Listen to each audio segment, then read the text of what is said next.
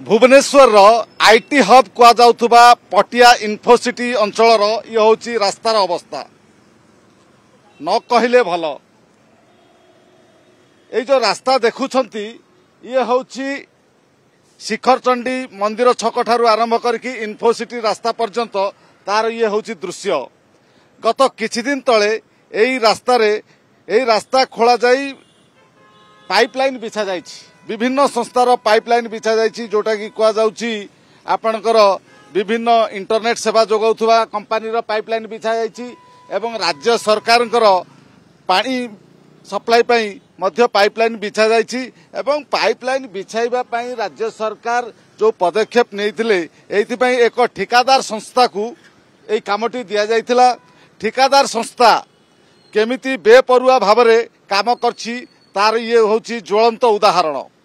देखि पारुथिबे गोटे हाइवा गाड़ी पाखापाखि 10 चकिया ये हाइवा गाड़ी रे लोड रही चिप्स एवं चिप्स एई रास्ता रे जिबा बेले केमिति दबी जाइछि। तार कारण होछि 2 मास तले जेतेबेले काम आरंभ होइथिला ठिकादार संस्था रास्ता खोली देइथिला एवं पाइपलाइन बिछाइथिला एवं रास्ता रे खोला हितिया माटी को रास्ता पार्श्व रे रखिथिला एवं एई रास्ता रे जिबा आसी बेले सबु बेले लोके हैरान हरकत हेउथिले दुर्घटनार सम्मुखीन मध्य हेउथिले।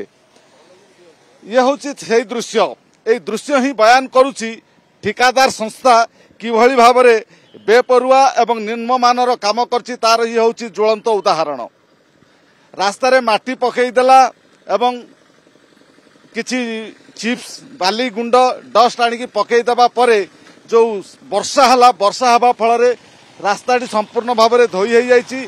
गत काली राति ठारू एई जो हाइवाटी देखुचंती एई भली भाव पोती हो जाइछि।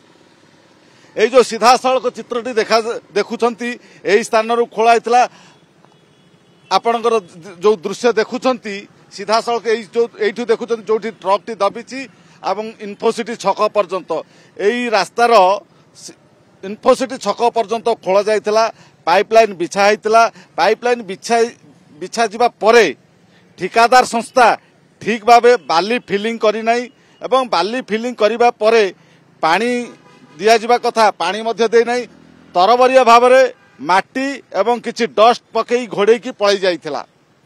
जा फल कि वर्षा हवा परे जो भारी जान एई जिबा आसीबा रास्ता करंती एई रास्ता रे जिबा आसीबा करंती भारी जान एई जो चिप्स बोझेई हाइवा ट्रकटी जेतेबेले एई रास्ता रे जाइछि दबी जाइकी एठी अटकी रहिछि। एई रास्ता रे जिबा आसीबा करथुवा समस्त गाड़ी डाइवर्सन हेकी जाउचंती स्कूल कॉलेज कथा कहतु विभिन्न आईटी हब जोटा कि बड़ बड़ आईटी कंपनीर ऑफिस गुडाक एई अंचल रे रहिछि किंतु एई रास्ता किमळी निर्माण हबो ठिकादार संस्था किए काम करिछि एवं जो रोड एंड बिल्डिंग रो जो इंजीनियर माने बसिछंती से माने कोन करूछंती ता होउची बड़ प्रश्न।